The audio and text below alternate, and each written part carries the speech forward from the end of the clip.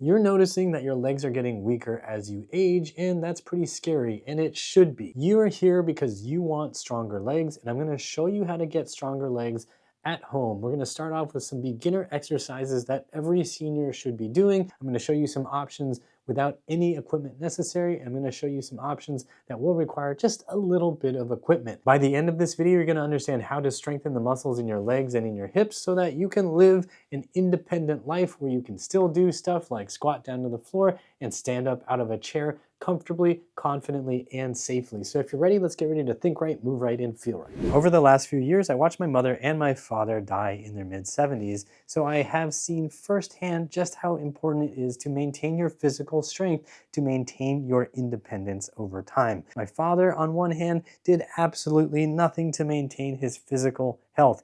My mother did more, and when she was living with me, we had her doing a lot more exercise, and it was incredible how much difference it made for her to have more leg strength. She could get around, she felt more lucid, and she was just generally more comfortable. My father, on the other hand, once tripped while walking down the street and couldn't get himself back up, and an ambulance had to come pick him up. Eventually one night, my father tripped on his way to the bathroom in the middle of the night, fell on the floor, broke his hip.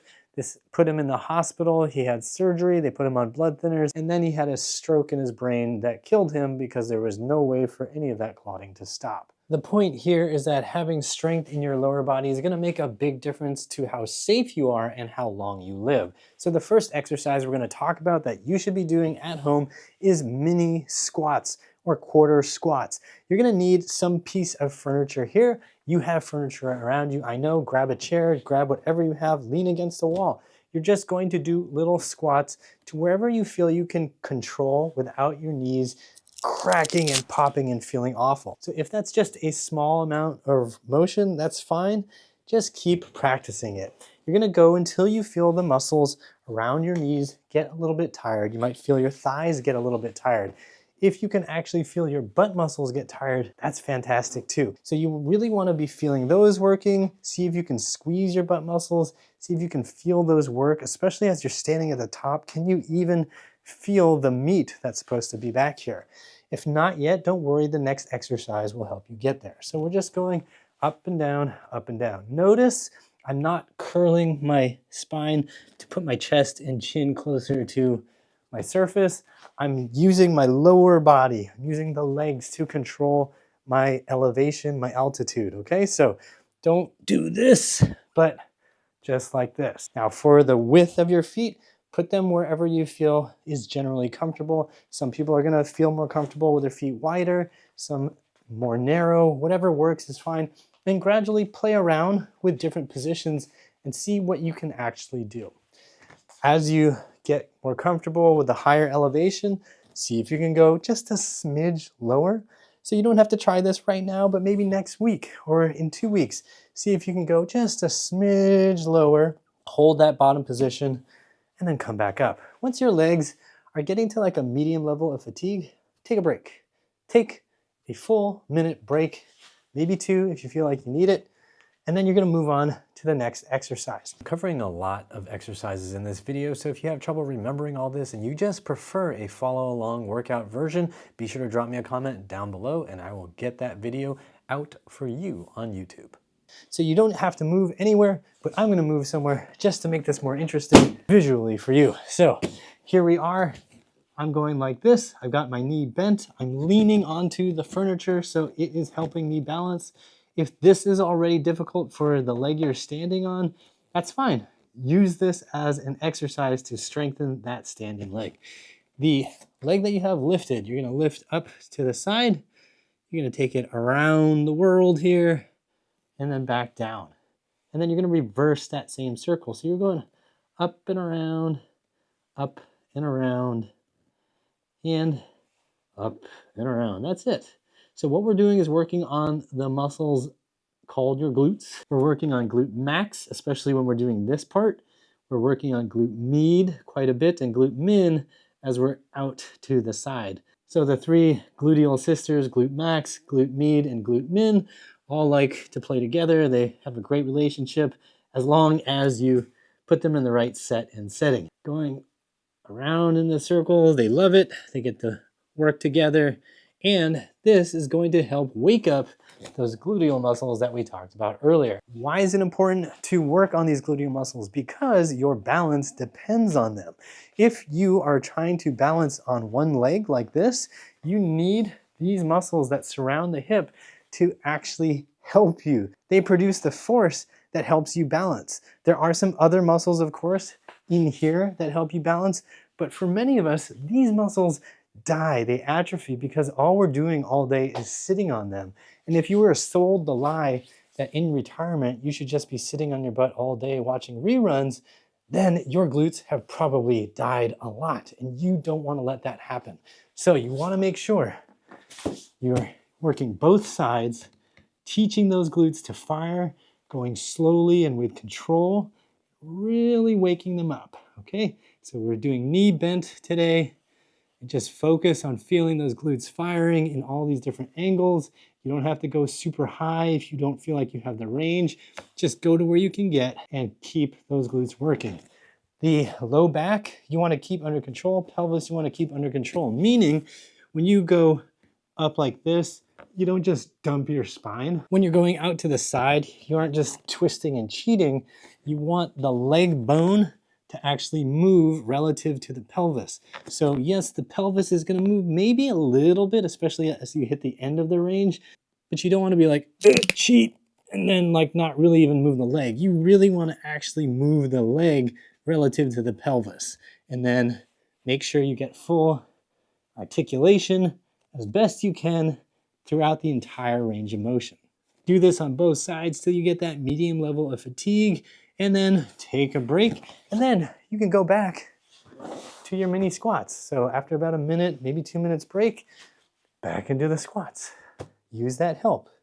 You can even do this with your heels elevated a little bit, so you're leaning into the object that you're using. Like if this is the wall, you could be leaning into the wall, and you can think about kind of launching yourself forward as if you're trying to get in front of everybody else at the buffet line at Sizzler. Not a promo spot, but that was the last restaurant I was able to take my mom to, and it was kind of nice because that was the place we went as a family when we were young to go have a night out. And just a reminder, as you get better and better at this, please remember you can go lower. You can get nice and low. If you don't need the help or you just need a little bit of help, that's great. Just remember to take it slow. You don't need to force yourself into lower ranges. Eventually, you do want to feel confident and strong in lower angles because that's going to give you the option to get down on the floor to play with your grandkids or that model railroad set that you've got in the garage but you still haven't built the platform for. Oh yeah, your wife told me about that. I know. And then we're going back to those hip circles where we're just keeping the knee bent, keeping the spine and pelvis as still as we can, and then we're going to work both sides. And if you find that one side is weaker than the other side, make sure to do some extra reps or even do a full extra set for that weaker side. Now, those two exercises are a great, easy, no equipment way to start strengthening your lower body at home. However, if you're willing to spend a couple dollars to strengthen your legs and your knees, then I highly recommend you get some ankle weights because these are inexpensive, they're easy to use, they don't take up a lot of space in your house, and they will help you build stronger knees that don't feel so crunchy and cracky and awful. So here are your bonus exercises. You're gonna take the ankle weight, throw this right on there, and you can just hold your leg like this. You could have your leg down like this, whatever feels comfortable. And then you're just going to be extending the knee. Extending means straightening the knee, making your leg nice and straight. You're gonna do this slow and controlled. You're gonna hold that end position right there. You're gonna hold it. Make sure you feel some muscles contracting there. And back down. If you feel like, ooh, this is it, I can't go further, fine. Just like we did with the squats, go to the range you can handle without pain. If you feel like, oh, I need to like pop through something and snap it to make it work, please don't do that. I've done that many times with many joints in my body, and I can tell you with certainty that that is almost never the correct answer. So hold the position, get control there, and then go back down. You will be able to get through that sticking point if you take your time and allow your muscles and your brain some repetitions to figure out, how or what is supposed to contract. And then you will notice, oh, okay, it's smoother. You're gonna notice that, maybe not today, but probably in a week or 2 weeks or 3 weeks, you're gonna notice like, okay, I don't quite have that range. And then you start getting like 3 extra degrees, 5 extra degrees, and you start noticing you get the full range. That's what we're looking for, is gradual change. I know you feel like you need it yesterday, but it will come probably tomorrow. Maybe not tomorrow, but tomorrow's tomorrow. Just be patient. You've got the age to be wise about this. Don't act like a teenager. So you're gonna do both legs. You're gonna take your time, slow and controlled. Remember, the longer you hold that top position, the harder it's gonna be. If you want it to be harder at the top position, you wanna have this leg somewhere around parallel to the floor, because that's gonna maximize the amount of challenge to these muscles. If you go up here, it's not quite so challenging. It is challenging, however, to your hamstrings for flexibility. Don't force yourself to do this just because you see me doing this. You might not be able to achieve that range of motion, and it's totally fine. Just focus on being wherever you can and gradually increasing that range as it becomes a little bit more available. Okay, so we're doing both sides. If one side is obviously weaker than the other, do some extra reps or an extra set for that weaker side. Then we're going to be doing some hamstring curls. So you're gonna stand up. Now that you've tired out the muscles that are in front of the knee, on top of that knee, you're gonna work on the muscles that are back here. So we're gonna be doing hamstring curls, where you're just lifting your foot up towards your butt. And you're gonna do that slowly. You're gonna feel these muscles working. And that's all we want. Nothing fancy. We're just going up and down. Up, holding that top position a little bit, and down. And when you do this, make sure you're not dumping your back to try to cheat this. We're just like doing a little bit of this and then a whole lot of that. You want to keep your abs engaged. If you have something in front of you, pushing down can be a helpful way to keep your abdominals engaged. And then you're going to be lifting your foot up. Now, for both of these exercises, start with something light. So 1 to 3 pounds is a good place to start, and then you can gradually work it up. When you buy your ankle weights, they often sell them as 3-pound ankle weights or 5-pound ankle weights.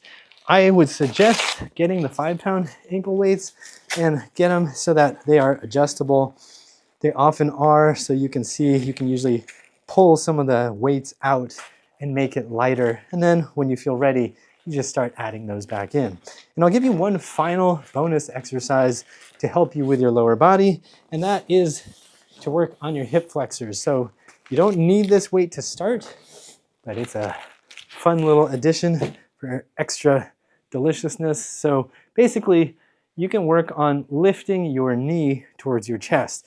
You'll see that I'm leaning back right now. That's to make this a little bit easier so that you can feel this full range of motion a little bit better.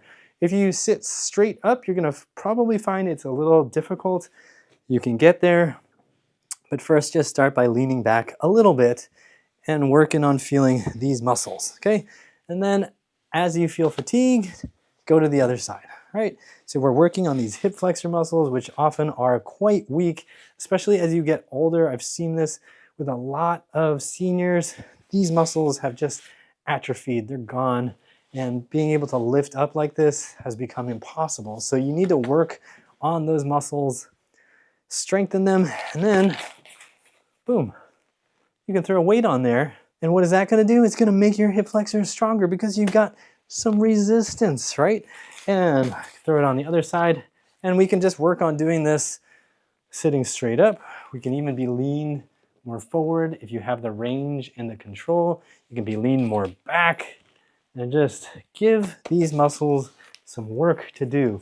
And doing 2 rounds on each side, maybe 3 rounds, would be a great way to do it. So if we're talking about the whole workout, we're gonna do those mini squats, we're going to do those hip circles, and then we'll repeat that. So we've done 2 total rounds. You could do a 3rd round if you want, if you feel like you're capable and ready, great. And then after that, you break out the ankle weight, you can start working on your knee extensions, like so, your hamstring curls, like so, and your hip flexor lifts with the ankle weight either on your ankle or like so. So think of this as two separate circuits. You do the squats and the hip circles, and then you do the ankle weight exercises that help your knees and your hip flexors. And this is all part of a complete breakfast for your lower body. And if you've enjoyed this breakfast and you want to support this channel, go to uprighthealth.com/donate for all the simple, easy options, or just hit the join or thanks buttons on YouTube. And hey, don't forget to drop me a comment if you want to see the follow along workout of all these exercises. I might even give you a little bonus. When you first start off doing these exercises, I suggest going only twice in that first week, maybe 3 times if you're feeling really good and real confident about what your body can handle. The idea here is to take it slow because slow is safe and fast is foolish. Remember that you don't want to cripple yourself with soreness by going too hard, too fast. Take your time. Go for 2 weeks at an easier pace, and then maybe if it feels good, you can start doing things a little more frequently. But when you first start off, 2 to 3 sets on 2 to 3 days a week is a good place to start. Don't try pushing this super hard every single day. If you are somebody who's super motivated, you can try doing these exercises every day, only if you promise not to do it at high intensity every day. So if you do it today and you're like, it didn't feel like a problem, and then tomorrow you do it again and you do it just as hard for just as many repetitions, you might notice that you get really sore and you won't be able to walk for a couple of days. So I'm warning you that if you do it every day, it can get really bad. But if you really want to try, well, it's your responsibility. If you do want to see the next level of leg exercises that seniors should be doing at home, be sure to drop a comment down below and I will make sure to post a link to the follow-up video, assuming you guys want to see that. If you want a complete program to help you rebuild your hips and your lower body at home, head to uprighthealth.com/DIY and check out the Healthy Hips program. And for more free videos to help you age gracefully and with strength, be sure to check these out here. Like, share, and subscribe with the bell notification on. And as always, I hope you remember that pain sucks, life shouldn't. Woo. Yikes, that was almost a disaster.